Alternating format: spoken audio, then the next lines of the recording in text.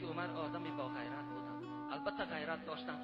بار رسول اکرم صلی الله علیه و سلم از جهاد برگشتند، با غنیمت بسیار و با غلبه برگشتند.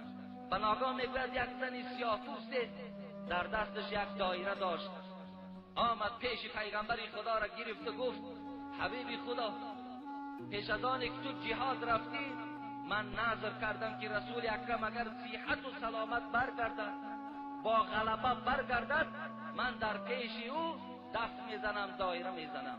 حبیب خدا این من نظر کردم. حبیب خدا گفتند بگذار مادر، گفتند دایره بزن. گفتند این سیاه‌پوست میگه دایره میزد در خانه پیغمبر خدا. این هنگام میگه علی در آمدند، این زن دایره را میزد. حضرت ابوبکر در آمدند، این زن همون دایره زنی را دوام داشت. حضرت عثمان در آمدند، این زن از دایره زنی باز ایستاد. لیکن وقتی عمر در آمد، این زن درها دفش را جمع کرد و در یک دیگه خانه نشست. از عمر ترسید. رسول اکرم صلی الله علیه و سلم خنده کردند، تبسم کردند، گفتند ای عمر، گفتند قسم به خدا، گفتند که از سایه تو شیطان میترسد، شیطان از سایه تو میترسد. گفتند حتی شیطان گفتند از تو میگریزد. ببین شیطان از عمر میگریخت. شیطان سایه عمر دیدن قوت نداشت برادر